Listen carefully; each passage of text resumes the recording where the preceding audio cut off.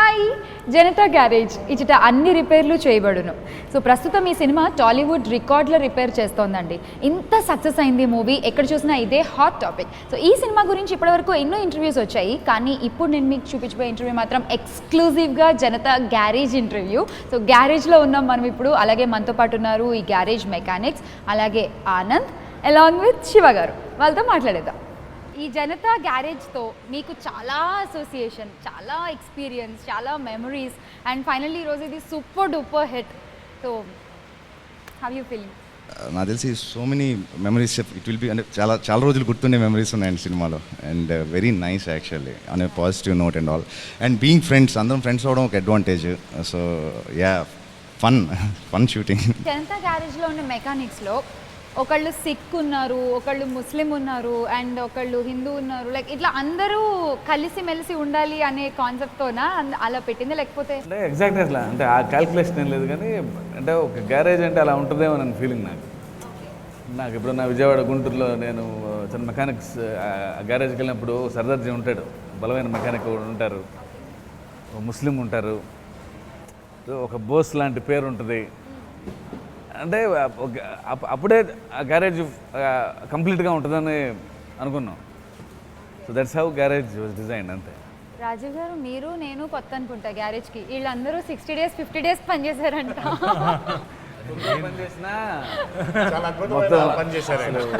Garage మామూలుగా match ఆడితే T20 ఆడేసి వెళ్ళిపోయాడండి. ఇక్కడ సచిన్ ఓకే, అందుకే మేము అందరూ టెస్ట్ మ్యాచ్ ఆడితే T20 ఆడేసి వెళ్ళిపోయాడు. సో మీకు ఎలా అనిపిస్తుంది లైవ్లో చూస్తుంటే గ్యారేజ్? లైవ్లో గ్యారేజ్ ఫస్ట్ డే ఇక్కడికి ఆ సీక్వెన్స్ కోసం వచ్చానండి. లోపలికి ఎంటర్ అవ్వగానే ఒక అద్భుతమైన ఏరియాలో చూస్తాం కదా, మొత్తం సెట్ అంతా చూసుకుంటూ ఒక చిన్న ఫీల్డ్లో. పైగా ఈ సెట్లోకి వచ్చే ముందు ఈ హ్యూజ్నెస్, దీంతో పాటు ఇందులో ఉన్న యాక్టర్స్ కూడా దే ఆర్ ఆల్ హ్యూజ్. అంటే ఎవ్రీథింగ్ ఈజ్ హ్యూజ్. మొక్కల దగ్గర నుంచి ఎవ్రీథింగ్, యాక్టర్స్, ఎవ్రీథింగ్, స్క్రిప్ట్ కానీ సన్నివేశం కానీ చాలా హ్యూజ్. ఆ ఆనందం చాలా ఇది. అయితే నేను ఇప్పుడు బాధపడేది ఏంటంటే, వీళ్ళంతా ఇంత అంటున్నారు కదా 2 రోజులని, నేను ఎందుకు చేయలేకపోయినా 56 days ట్రావెలింగ్. ఇప్పుడు వాళ్ళకి అనుబంధం ఉంటుంది కదా, నాకు కూడా ఉంటే బాగుంటుంది అనిపించింది. జనతా గ్యారేజ్ ఇప్పుడు 7 సో ఒక్కరు కాదు 7 అన్నాం, అనుకోకుండా కరెక్ట్గా 7 కదా. కరెక్ట్గా 7 members ఉన్నారు. రైట్. అది ఎలా కుదిరిందో తెలియదు, కానీ మూవీ మొత్తం ఫస్ట్ నుంచి అలా కుదురుతూనే వస్తుంది. ఓకే. అంటే నేను లేనప్పుడు 7 ఎలా అంటే రెహమాన్ గారు ఉన్నారు. ఓకే. అంటే సినిమాలో నా ఫాదర్ ఆయన. రైట్. సో ఆయన 7 అక్కడ 7 అయిపోయింది. తర్వాత ఇప్పుడు రెహమాన్ గారు చనిపోయిన తర్వాత 7 ఎలా అవుతుందంటే అరవింద్ వచ్చాడు. అంటే ప్రత్యేకంగా తను జాయిన్ అయిన సీన్ ఉండకపోవచ్చు, కానీ బట్ ఇంకో రిక్రూట్మెంట్ అనమాట. సో 7 అయ్యారు. తర్వాత కరెక్ట్గా నేను మళ్ళీ వచ్చిన తర్వాత మోహన్ లాల్ గారు రెస్ట్ తీసుకున్నప్పుడు మళ్ళీ 7 అయ్యాం. సో మళ్ళీ ఇప్పుడు ఫైనల్గా అజయ్ చనిపోయిన తర్వాత మళ్ళీ 7 అవ్వాలి.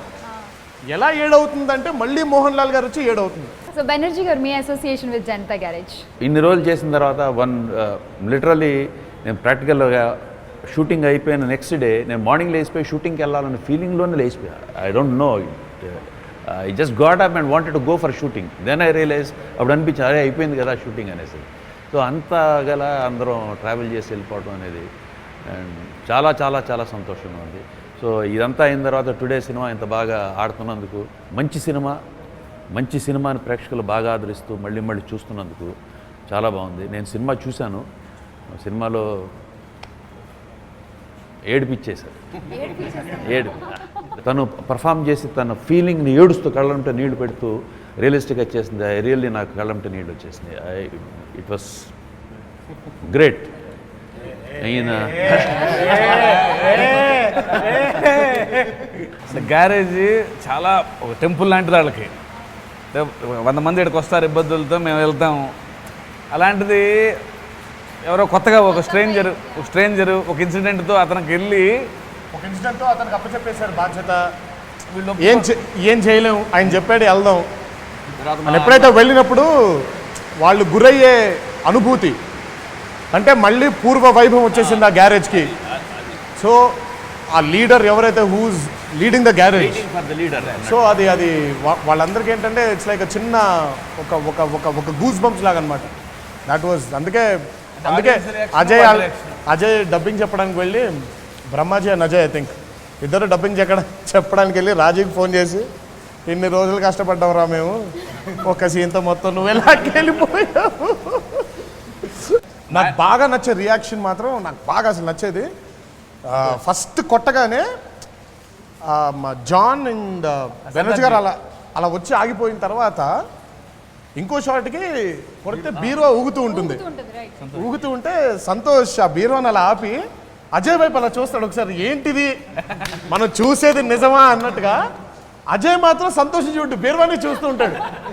అంటే జనతా గ్యారేజ్లో ఫస్ట్ వచ్చింది వీళ్ళిద్దరు అనమాట. తర్వాత మిగతా వాళ్ళందరూ బ్రహ్మాజీ అవ్వచ్చు, జాన్ అవ్వచ్చు, సంతోష్ కానీ, అరవింద్ కానీ. సో అదేంటంటే ఆ బీరువాని నాకు బాగా బాగా బాగా బాగా నాకు ఇష్టమైన. అండ్ మొత్తం అదే ఫైట్లో అందరికంటే కొంచెం వీళ్ళందరూ అగ్రెసివే. బట్ జాన్ ఐ మీన్ ఆ సర్దార్జీ క్యారెక్టరైజేషన్ అయితే అతను ఇంకా అగ్రెసివ్ అనమాట. ఓ చిన్న సీన్లో మోహన్ లాల్ గారు ఆర్డీఓతో ఎవరితో డీల్ చేస్తుంటే ఆయన ఏదో రివర్స్గా మాట్లాడుతుంటారు మోహన్ లాల్ గారితో. సో వెనకాల నిల్చొని ఉంటే అతను అలా చూస్తుంటాడు మోహన్ లాల్ గారిని. అంటే నువ్వు ఇంకా ఊరుకుంటావేంటి, కొట్టినా నేను అసలు ఏంటి ఇలా మాట్లాడుతున్నాడు ఏంటి అన్నట్టుగా చూస్తూ ఉంటాడు. సో అతని షాట్ లాస్ట్కి మన శ్రవణ్ అనే క్యారెక్టర్ అలా కొట్టిన తర్వాత షాట్ అసలు అతను ఫస్ట్ అందరికంటే ముందు అతను వచ్చేస్తుంటాడు. అంటే అతను బిర్యానీ పెట్టినట్టు అలా ఉంటాడు అసలు. So each and every character has got an emphasis. So అందుకే నేను జనతా గ్యారేజ్లో ఎవరి క్యారెక్టర్ కూడా నేను లాస్ట్ టైం ఇంటర్వ్యూ ఇచ్చినప్పుడు ఏ క్యారెక్టర్ కూడా మర్చిపోకుండా వెళ్ళిపోమను, అన్నీ గుర్తుపెట్టుకుంటాం. ఒక నార్మల్ మెకానిక్ ముఖ్యమంత్రి పక్కన కూర్చుని మాట్లాడడం అనేది అసలు మనం ఇమాజిన్ కూడా చేసుకోలేము అసలు మామూలుగా అయితే. సో అంటే మీకు ఎలా వచ్చింది ఐడియా, ఎక్కడైనా చూసారా ఎవరినన్నా అలా, ఏంటి ఇన్స్పిరేషన్? సినిమాలో డైలాగ్ వచ్చిన కట్ అయిపోయింది అక్కడ. ఆయన మెకానిక్, జనతా గ్యారేజ్లో మెకానిక్ ఆయన. ఓకే. మామూలుగా అంటే జనతా గ్యారేజ్లో మెకానిక్ సీఎంతో ఎక్కడైనా కూర్చుంటాడు సార్, ఎక్కడైనా కూర్చోగలడు ఆయన. అంటే సొసైటీ పట్ల అంత బాధ్యత ఉన్న జనతా గ్యారేజ్ కాబట్టి జనం కోసం నిలబడే మనుషులు, జనం కోసం నిలబడే గ్యారేజ్. సో దాన్ని నడిపించే మనిషి ఎక్కడైనా కూర్చోగలడు, ఎక్కడైనా కూర్చోవాలి. సాంగ్లో కూడా ఉంటుంది, వెనకడుగు అయిపోరు మనకెందుకు అనుకోరు, జగమంతా మనదే పరివారం అంటారు. సో వాళ్ళు వృత్తిరీత్యాగా వాళ్ళకి బ్రతుకు తెరువు మెకానిక్లా పనిచేయడం. బట్ వాళ్ళ బాధ్యత సమాజం పట్ల వెళ్ళి సమాజాన్ని రిపేర్ చేయడం. సో అంత డెప్త్ ఉన్న ఇదన్నమాట జనతా గ్యారేజ్. ఈ టైటిల్ ఎప్పుడు అనుకున్నారు అసలు? అంటే దీనికి టైటిల్ గురించి ఆలోచించలేదు. అంటే ఎంతసేపటికి జనతా గ్యారేజ్లో ఆయన జనతా గ్యారేజ్ పెట్టుకున్నారు, జనతా గ్యారేజ్ మూతపడింది, జనతా గ్యారేజ్కి మళ్ళీ ఈయన వచ్చారు, ఈయన తీసుకున్నారు. అంటే ప్రతి పదంలో జనతా గ్యారేజే ఉంది. సో ఈ సినిమాకి ఇంకేం పేరు పెడతాం, మీరు రైటర్ అయినా జనతా గ్యారేజే పెడతారు. చాలా సింపుల్ అయితే నిజం. కరెక్ట్. అంటే క్యారెక్టర్ పేరే పెట్టాలి. ఇప్పుడు మామూలుగా మనం చాలా సినిమాల్లో హీరో పేర్లు టైటిల్గా పెడతాం. సో మా సినిమాలో జనతా గ్యారేజ్ హీరో కాబట్టి సో జనతా గ్యారేజ్ పేరే పెట్టుకున్నాం. ఇది హీరో అండి. సో అంటే మీకంటే కూడా ఇదే ఎక్కువ పెద్ద క్యారెక్టర్ ఉంది సినిమాలో. ఆనంద్ కంటే కూడా Janata garage is having a long character. నేను టెంపుల్ లాగా నమ్మేవండి. లేదు సార్, మూవీ షూట్ ఉన్నప్పటి నుంచి కూడా గ్యారేజ్ చాలా హాట్ టాపిక్గా ఉంది. అండ్ ఎందుకు నేను ఇటు పక్క నుంచి వెళ్తా కూడా ఓ ఇదే నా జనతా గ్యారేజ్ సెట్ మొత్తం ఇక్కడే లోపల షూటింగ్ జరుగుతూ ఉంది, పీపుల్ మాట్లాడుకుంటా ఉంది, రైట్? సో అరవింద్ ఏంటి అవుట్ ఆఫ్ ఎక్కడికి వెళ్ళిపోయారు అసలు? షూటింగ్ లొకేషన్ సినిమా సక్సెస్ దగ్గర సెట్లో ఉన్నాం కదా, ఏది రిపేర్ చేయాలని ఆలోచిస్తున్నాను. ఇంకా నాకంటే సినిమాలో యంగెస్ట్ మెకానిక్ ఆయన ఎలా రండి, మేము ఉన్నామండి. అయిన తర్వాత యంగెస్ట్ మెకానిక్ మేమండి. మీరు ఆయన యంగ్ చేశారేంటండి? అంటే మీరు నాకు కథలో చెప్పని ఎలిమెంట్స్ ఇదా? కథలో చెప్పని ఎలిమెంట్ అంటే అతన్ని ఆయన యంగా మెకానిక్ కాదు కదా అని అప్పుడు అంటే వచ్చి నేర్చుకున్నారు. తర్వాత నేర్చుకున్నా నేర్పారు కదా.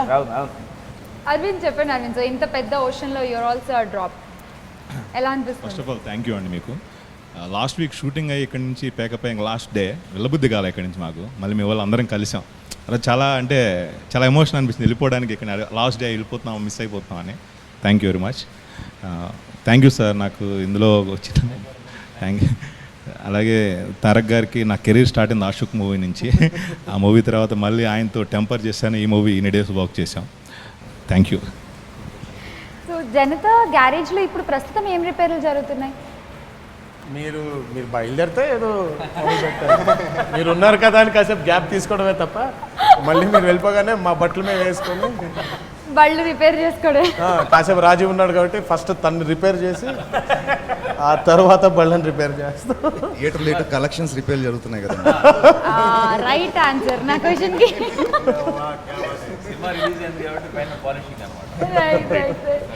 గ్యారేజ్ పద్ధతులు అయితే కొంచెం మారినట్టున్నాయి. అంటే ఇది వరకు కస్టమర్ ఎవరన్నా వస్తే వెళ్ళేవాళ్ళు, ఇప్పుడు తెలిస్తే ఎగేసుకుంటూ వెళ్ళిపోతున్నారు. అంతేనా? ఎగబడి ఓ వెళ్ళిపోతాం. సారీ, ఎగబడి అంటే ఇంకా మోర్ పవర్ఫుల్ అంతే.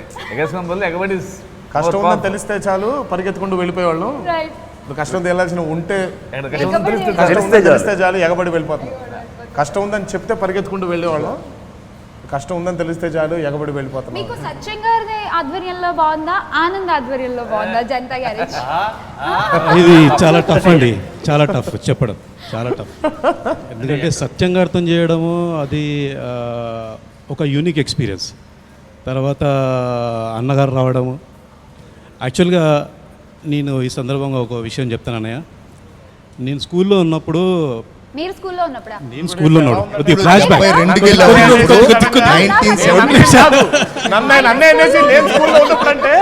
అంటే ఒక విషయం చెప్తాను, నేను ఒక విషయం చెప్తాను. అంటే మహానాడు అప్పుడు అన్నగారు పెద్ద అన్నగారు సీఎం ఉన్నప్పుడు మహానాడు జరిగింది నిజాం కాలేజ్లో. అప్పుడు నేను స్కూల్లో ఉండే. ఒక స్పోర్ట్స్ కాంపిటీషన్లో ఆయన దగ్గర ఒక మొమెంట్ ప్రైజ్ తీసుకున్నాను నేను. ఆయన్ని పెద్ద ఫ్యాన్ నేను. ఆయన్ని చూడంగానే ఒక విశ్వరూపం చూసినట్లు ఫీలింగ్, ఒక వావ్ ఎఫెక్ట్ ఇలాగనే చూసాను. ఆ మూమెంట్ ఇంకా ఉందన్న నా దగ్గర. తర్వాత ఫిబ్రవరి లాస్ట్ వీక్ ఫస్ట్ షెడ్యూల్ జరిగేటప్పుడు అప్పుడు ఎన్టీఆర్ గారు మా అన్నగారు జాయిన్ కాలేదు. సో రోజు వచ్చారు అన్నగారు నేను ఫస్ట్ టైం చూడడం అక్కడ. ఆయన్ని చూడగానే నాకు సేమ్ ఫీలింగ్ అండి, ఆ అన్నగారు చూసిన ఫీలింగే సేమ్ ఫీలింగ్ కలిగింది నాకు. Believe me, I said wow, yes, తాతగారు గుర్తొచ్చారు. ఇప్పుడు ఆయనతోటి మేము వర్క్ చేయడం అంటే it's very very very honour, అదృష్టం అది మాకు. అండ్ మోహన్ లాల్ గారు కూడా సూపర్ స్టార్, ఆయనతో స్క్రీన్ షేరింగ్ చేసుకోవడం అనేది ఒక పెద్ద అదృష్టం. ఇవన్నీ ఎలా కుదిరినాయి మా శివగారు. కానీ అలాంటిది నాకు ఇంత పెద్ద క్యారెక్టర్ ఇచ్చేసి ఒక సూపర్ స్టార్, ఒక మార్వలస్ స్టార్, ఒక యంగ్ టైగర్ తోటి మాకు ట్రావెల్ అయ్యేటట్టు చేసినారు. అది ఎంతో అదృష్టం. అసలు సంతోష్ ఇంత మాట్లాడతాడా? అసలు ఈయన ఇంత మాట్లాడతాడా? షూటింగ్ అప్పుడు అస్సలు మాట్లాడలేదు. ఊరికి అలా కూర్చోవడం, అలా చూడడం తప్ప. అరవింద్ అయితే పాపం ఇప్పుడు అలాగే ఉంటున్నాడు ఆయన. శివ గారు అండ్ రాజీవ్ గారు, మీ ఇద్దరికి ఈ క్వశ్చన్. సో ఈ సినిమాలో ఆనంద్ క్యారెక్టర్, జనతా గ్యారేజ్ బాధ్యతలు తీసుకున్న తర్వాత ఆనంద్ క్యారెక్టర్, ఓకే, రియల్ లైఫ్లో ఎన్టీఆర్ గారి క్యారెక్టర్ ఎంత పోలిక ఉంటుంది? ఎందుకంటే మొన్న కూడా మనం చూసాం, ఒక చిన్న పాపకి ఏదో సాయం కావాలంటే పరిగెత్తుని వెళ్ళిపోయి చేసేసి. నేను దీనికి ఎగ్జాంపుల్ చెప్పగలుగుతాను. నేను లాంగ్ వే బ్యాక్, అంటే దాదాపుగా 7-8 ఏళ్ళు 10 ఏళ్ళు దాటి ఉంటుంది. పేర్లు చెప్పను, మెన్షన్ చేయను. నేను మా అసోసియేషన్ మెట్లెక్కుతూ ఒకళ్ళు ఎవరో ఉన్నారు, అది భావ్యం కాదు కాబట్టి చెప్పు. కింద ఒక ఆయన మెట్ల మీద కూర్చోన్నాడు. నాకు ఆ అటెండర్ వచ్చి, భయ్యా ఇలా ఉన్నారు ఇదంటే, సరే నా వైపు నుంచి నాకు తెలిసిన ఫ్రెండ్ సర్కిల్లో ఇన్స్టెంట్గా ఫోన్ చేస్తా, తరక్ ఇలా ఆల్రెడీ చేసేస్తున్నాం, ఆల్రెడీ అప్పటికే అయిపోయింది. అండ్ ఇంటి దగ్గర కూడా ఈ మెహదీపట్నం ఇంటి దగ్గర బండి రోజు మన ఈ మొక్కజొన్న బుట్ట కాల్చేవాళ్ళు, అతను కూడా అప్పుడెప్పుడు లాంగ్ బ్యాక్, ఇది 10 ఏళ్ల క్రితం, 11-12 ఏళ్ల క్రితం సంగతి. అప్పుడు కూడా వెంటనే హెల్పింగ్ హ్యాండ్ అయితే, he has that nature, he has that attitude of giving hand to someone. అంటే దా నాతో పాటు రా, ట్రావెల్ చేయి అనే ఆ నేచర్ ఉంది. సో హీస్ 100% దాని, అందుకే లేకపోతే అంత ఈజీగా ఎమోషన్ పోర్ట్రే చేయలేడు కదండి. ఎందుకంటే ఇప్పుడు ఎక్కడైనా ఒక పాత్ర చేయాలంటే ఎక్కడో చోట లైన్ కలవాలి. చాలా అయిపోయింది. అంత మంచిగా ఆయన ఫీల్తో చెప్తుంటారు మధ్యలో. అంటే ఏం లేదు, డ్యామ్లకి అప్పుడప్పుడు చెక్ అలా ఎత్తుంటాడు. అండ్ అజయ్ యాజ్ అన్ యాక్టర్గా I'm a fan of Ajay. నేను ఇప్పుడు చెప్పరా, అంటే వెరీ న్యాచురల్ యాక్టర్ నాకు. అది అంటే ఎంతవరకు చేయాలో అది తెలుసు అజయ్కి. చిన్న డౌట్ వచ్చి అడుగుతాడు, సరే ఇంకేమన్నా అని. పర్ఫెక్ట్గా ఉంటుంది నాకు. అంటే I love to watch Ajay performing. ఆయన వచ్చి వెళ్తారు చిన్న గ్యారేజ్కి ఫస్ట్లో ఒక సీన్లో. అవి వచ్చినప్పుడు అంటే ఎక్కువ చెప్పలా, అంటే ఆయన వస్తారు కానీ మనకి పనులు చేయట్లేదు అని పంపించేయాలి అజయ్ అని చెప్పాను. బట్ అందులో ఎంత ఉందంటే డెప్త్, బట్ అతను తెలియాలి క్యారెక్టరు. అంటే నేను అంటే వాళ్ళకి ఇష్టం లేదు పంపడం, అంటే వాళ్ళు రెడీగా ఉంటారు ఎవరైనా వస్తే దూకేద్దామని. బట్ వాళ్ళకి ఇష్టం లేకపోయినా సరే అన్న కోసం, సత్యం అన్న కోసం పంపించేయాలి, మనం ఇది చేయట్లేదు, ఆయన ఆరోగ్యం బాగుంటలేదని. సో ఆ బాధ సెటిల్డ్గా చెప్పాలి, ఇది చేయట్లేదండి అని. ద వే ఈ పెర్ఫార్మెన్స్ మీరు చూస్తే, అదే మీరు అనుకున్న పని ఏం చేయట్లేదండి, ఇక్కడ బళ్ళు మాత్రమే రిపేర్ చేస్తామని. ఆసమ్ యాక్టింగ్ అది అజయ్ది. అండ్ అంటే నేను నమ్మినందుకు అజయ్, అంటే నాకు తెలుసు అజయ్ అంటే ఎంత న్యాచురల్ యాక్టర్, క్లాసిక్ యాక్టర్. అందుకే మా బోస్ అజయ్. ఇక మా వికాస్ గురించి చెప్పాల్సిన పని లేదనుకోండి. వికాస్ అంటే రాజీవ్ గారు, రాజీవ్ అంటే వికాస్ గారు. ఆబ్వియస్లీ అందులో అదే నిజం. అవునా? సో నువ్వు మంచి యాక్టర్ అంటావు అంతేగా? ఆ విషయంలో నేను ఎంతో కంపారిజన్లోకి రాను. సరే, నెక్స్ట్ టైం ఎప్పుడైనా చూసి ఓ పోటీ పెడదాం మా ఇద్దరు. డైలాగ్ పోటీ. అమ్మో, అది మాత్రం సిన్సియర్గా ఒప్పుకుంటాను. నేను పొరపాటున కూడా ఆ విషయంలోకి రాను నీ దగ్గరికి. That's impossible. అంటే అది వాస్తవం. But seriously I will agree to it. నాకు రాజీవ్ కంటే బెటర్ వికాస్ నేను చూడలేను కూడా. అజయ్ కంటే బెటర్ బోస్, బెనర్జీ గారి కంటే బెటర్ సైదులు, అరవింద్ గారు అవ్వచ్చు, అయినా బెనర్జీ, బ్రహ్మాజీ. అంటే దే ఆర్ ఇర్రిప్లేసిబుల్ మెకానిక్స్ అనమాట. సో జనతా గ్యారేజ్కి లీడర్స్ వస్తారు వెళ్తారు. అది మోహన్ లాల్ గారు, తర్వాత నేను, తర్వాత నెక్స్ట్ ఏదైనా ఎప్పుడైనా సీక్వెల్ చేసినప్పుడు ఇంకెవరో అవ్వచ్చు. బట్ ఈ మెకానిక్లు మాత్రం అలా ఉండాలి. మెకానిక్లు అలా ఉంటారు. అంటే దాదాపు 90 ఏళ్ళు వచ్చినా కూడా సైదులు ఇంకా రాడ్ పట్టుకొని వెళ్తారు బయటికి. సమాజం పట్ల అలా. సో అజయ్ గారు, I really want to talk to you. ఇంత మంచి క్యారెక్టర్ మీ ముందు సినిమాల్లో ఎక్కడ మీకు ఇలాంటి దొరకలేదు అసలు, మీరు హీరోగా చేసినా కూడా. సో చాలా చాలా బాగా చేశారు సార్ చెప్పినట్టు ఇందాక. సో మీకు ఎలా అనిపిస్తుంది ఇంత మంచి క్యారెక్టర్? సో ఇంత పెద్ద కథలో ఇంతమంది యాక్టర్స్ ఉన్న కంటెంట్ ఉన్న దాంట్లో ఎక్కడో పాయింట్లో బోస్ అనే క్యారెక్టర్ కథ కొంచెం మూవ్ చేసింది. See that something I'm lucky enough. ఆ క్యారెక్టర్ శివ గారు నాకు ఇవ్వడం అనేది లక్కీ ఎనఫ్. అండ్ అంటే చెప్పచ్చా సార్ లాస్ట్ అంత మాట్లాడచ్చు. ప్లస్ అంటే ఇది రీజన్ అవ్వాలి. క్లైమాక్స్లో ఏదైతే ఉందో వెళ్ళి జనతా గ్యారేజ్ మోహన్ లాల్ గారు వెళ్ళి కానీ, ఆనంద్ అనే క్యారెక్టర్ వెళ్ళి కానీ చంపేయాలి కొడుకున్న దానికి this should be very strong reason. So అలాంటిది ఈ క్యారెక్టర్ అంత ట్రావెల్ అయ్యి అంత శివగారు అంత గట్టిగా రిజిస్టర్ చేశారు కాబట్టే సో ఆ మూడు వచ్చింది క్లైమాక్స్లో. ఎస్, కొడుకును కూడా చంపేయచ్చు అనేది. అండ్ ఇంకా యాక్చువల్గా శివగారు అన్నారు కానీ నేను శివగారిని బాగా చాలా క్వశ్చన్లు అడిగానండి షూటింగ్ అప్పుడు. ఇదేంటండి అదేంటండి అప్పుడప్పుడు. నేను ఎప్పుడు చేయలేదు కాబట్టి I have my own doubts. అంటే ఎలా ఉంటుందో ఏంటో. రాజీవ్ అన్న అడిగాను, ఇలా డెత్ ఉందండి, ఇలా ఇదంటే నువ్వు షోల్డర్ పైకి పెడతావు, కింద పెట్టమన్నాడు. షోల్డర్ ఓకేనే, నేను షోల్డర్ లేపనైతే ఇలా వెళ్తానంటే నేను కొంచెం. So I was nervous doing it. అంటే నాకు జడ్జ్మెంట్ లేదు, నేను ఎలా చేయగలను ఏంటనే లేదు. బట్ శివగారు చూడంగానే బాగుందనగానే that's only say that's a confidence. కానీ ఈరోజు నాకు అంటే ఒక 15-16 ఇయర్స్ అయిందండి వచ్చి. మా చుట్టాలు ఎప్పుడన్నా అంటే ఏదో ఎంతో బాగుంటే తప్పితే ఫోన్ రాదు నాకు. మొత్తం నా చుట్టాలందరూ ఫోన్ చేసి చాలా మంచి క్యారెక్టర్ చేసేవారో, ఇలాంటి క్యారెక్టర్ చేసి ఫర్దర్గా అన్నారు.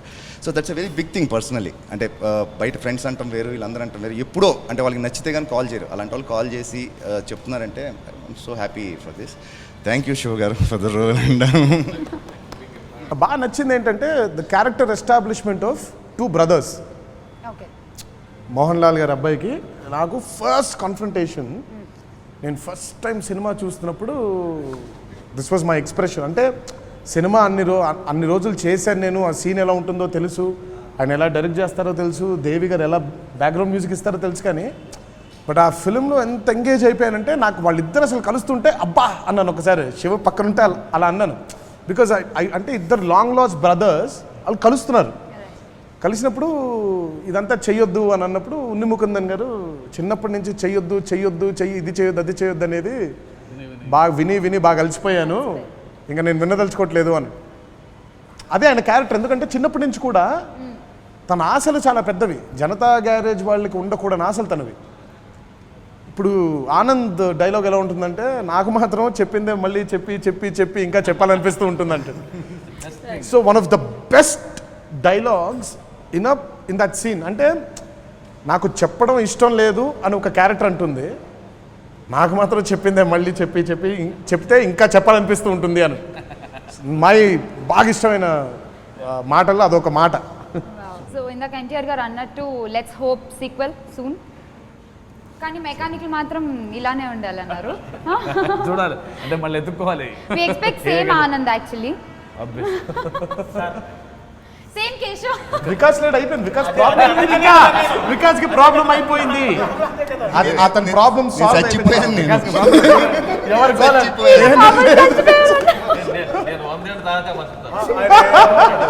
మనం మాట్లాడచ్చు. ఎలా నువ్వు అన్ని పనులు వదిలేసి ఇతని బదులు వచ్చేస్తావా? ప్రాబ్లం వస్తుంది.